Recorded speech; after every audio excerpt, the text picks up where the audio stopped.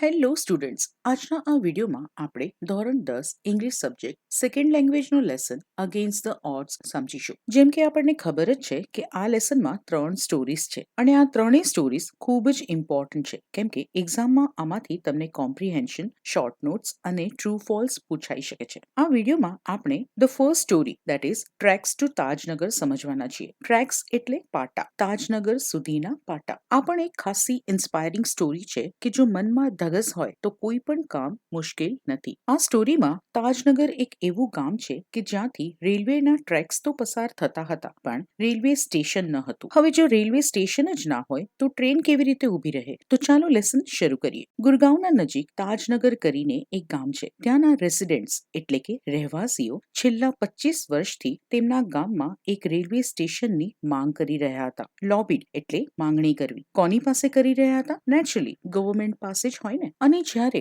આ ગામવાસીઓની માંગણી સ્વીકારવામાં ના આવી ત્યારે આ ગામ લોકોએ ડિસાઈડ કર્યું કે હવે આ આખી મેટરનો નિર્ણય તેમણે પોતાને જ કરવો પડશે. આવો નિર્ણય તેમને લેવો પડ્યો કેમ કે 25 વર્ષ સુધી તેમની આ ડિમાન્ડને ગવર્નમેન્ટ નકારી રહ્યું હતું. તો આ લોકોએ 21 લાખ રૂપિયા ભેગા કર્યા અને પોતાના ગામમાં રેલવે સ્ટેશન ઊભું કર્યું. પુલ્ડ ઇન એટલે કે કલેક્ટ કરવું, ભેગા કરવા. હવે આ ગામની અંદર 3000 લોકો રહેતા હતા. આમાંથી મોટા ભાગના લોકો ખેડૂત હતા. તેમ છતાં પોતાના ગામમાં એક રેલવે સ્ટેશન બને એવી એ લોકો બધાની એટલી તીવ્ર ઈચ્છા હતી કે એવરીબડી એટલે કે બધાએ પોતપોતાની કેપેસિટી પ્રમાણે પૈસા આપી કોન્ટ્રીબ્યુટ કર્યું. આમાં ગામના બધા જ લોકોએ 3000 થી લઈને 75000 રૂપિયા સુધીનો ફાળો આપ્યો. તે સમયે ત્યાંના સરપંચ હતા રણજીતસિંહ. તો આ સરપંચ રણજીતસિંહ કહે છે કે લોકોએ જે આ પૈસા ડોનેટ કર્યા એમાંથી અમે જાન્યુઆરી 2008માં રેલવે સ્ટેશનનું બાંધકામ શરૂ કર્યું.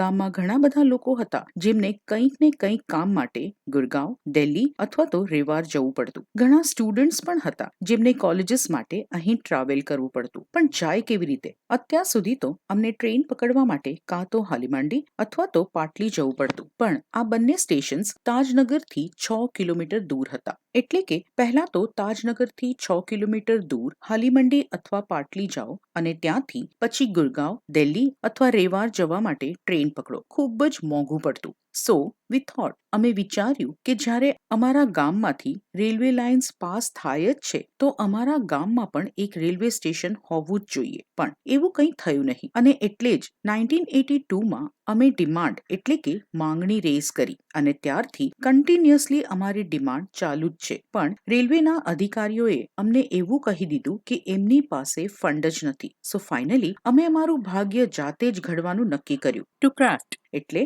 ઘડવું. આવું કમિટીના એક મેમ્બર હુકુમચંદે કહ્યું. સો પંચાયતે મીટિંગ કરી અને 2008માં રિઝોલ્યુશન લીધું. એક ઠરાવ પસાર કર્યો કે રેલવે વાળા તો સ્ટેશન બનાવી આપવાની ના પાડે છે કે અમારી પાસે ફંડ નથી તો આપણે જ આપણી માટે કંઈક કરીએ. આપણે આપણા જ પૈસા ભેગા કરીએ અને આપણા જ પૈસાથી સ્ટેશન બનાવીએ. સૂન એટલે કે તરત જ એક 11 મેમ્બરની ટીમ બનાવવામાં આવી અને આ મેમ્બર્સે ગામ લોકો પાસેથી રૂપિયા ભેગા કરવાનું શરૂ કર્યું અને 7th જાન્યુઆરી 2010માં ગામ લોકોના બધાના પ્રયત્નોથી ભારત દેશનો એક એવો પહેલો રેલવે સ્ટેશન શરૂ કરાયું કે જેમાં રેલવેનો એક પણ રૂપિયો ખર્ચ થયો ન હતો. સ્ટાર્ટેડ ઓપરેશન્સ એટલે કે કામ સક્સેસફુલ થઈ ગયું, સ્ટેશન બની ગયું અને ટ્રેન ઊભી રહેવા લાગી. સો એક ખૂબ જ ઇન્સ્પાયરિંગ સ્ટોરી કે બધાનો સાથ હોય તો કોઈ પણ કામ અઘરું નથી. અને જો ગમે તો વિડીયોને લાઈક કરજો, શેર કરજો અને સબસ્ક્રાઇબ કરજો.